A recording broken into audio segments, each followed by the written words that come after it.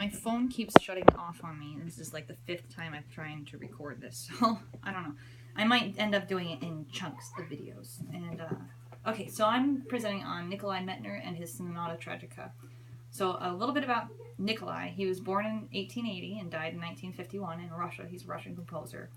And like Scriabin and Rachmaninoff and his contemporaries, he received training at the Moscow Conservatory, and he graduated there in 1900, getting the gold medal, and he also won, in the same year, the Rubinstein Prize in Vienna.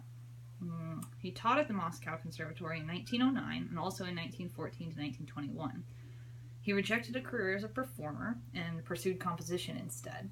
An interesting life fact, he fell in love with his brother's wife, and when his brother went to Germany, he actually gave his wife's hand in marriage to Nikolai. Very nice of him. And that was in 1918. They were married. Rachmaninoff secured a tour for him in the US and Canada in 1924. And him and his wife settled in London in 1936. And this is where he taught and performed modestly, but kept a very strict composition, like routine, daily routine. He had a talent for writing in restricted forms, such as the sonata form. And from his book, The Muse and the Fashion, being a defense of the foundations of the art of music, which is heavily against the new wave techniques of getting rid of tonality, he wrote, quote, "The lack of freedom from being forced to show something new for the sake of shock and awe, or the latest new device that abolishes the historical pillars, is the very opposite of musical freedom and expression." And that was, his book was 1935. So though he was a 20th century composer, he wrote in neoclassical forms and in the vernacular of late Romanticism. His sonatas span his composing career from 1904 to 1937, and almost all of his works were published in his lifetime.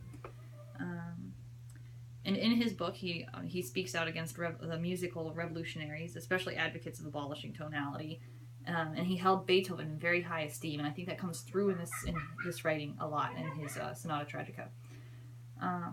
He wrote a total of 14 piano sonatas, 3 violin sonatas, 3 piano concerti, and the second one was dedicated to Rachmaninoff, 1 piano quintet, 2 works for 2 pianos, and many short works for pianos and a few short works for violin and piano, and 108 songs. He wrote quite a bit. The Sonata Tragica comes from Opus 39, which is a set of 5 pieces. It was published in 1923, but it had its premiere in 1921. The Sonata Tragica is the 5th piece, the last piece in Opus 39, Forgotten Melodies is the title of the whole thing. Number 1 is Meditazione, in Meditations, and he uses Italian markings in all of this, in C-sharp minor.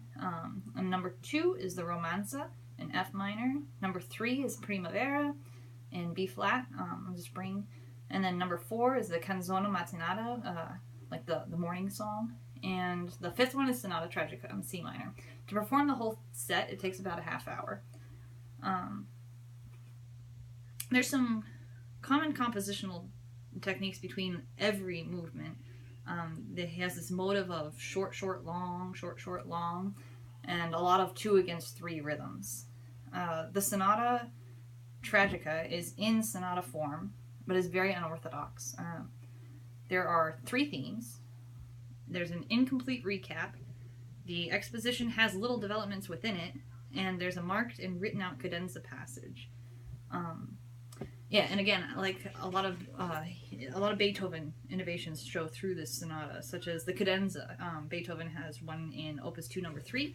The attacca symbols because number 4 and number 5 of Opus 39, the Canzone Mattinata, has after it attacca into number 5. So he never intended the Sonata Tragica to be played by itself, but included with at least number 4 before it. And that's a lot like Beethoven's the Appassionata, the Waldstein, have those markings. It's cyclical, so the themes are shared between the movements, such as Beethoven's Opus 27, number 1, and Opus 101. And the use of canon, not nearly as extensive as Beethoven's fugues in Opus 106 and 110, but there are still canonical kind of features in this sonata.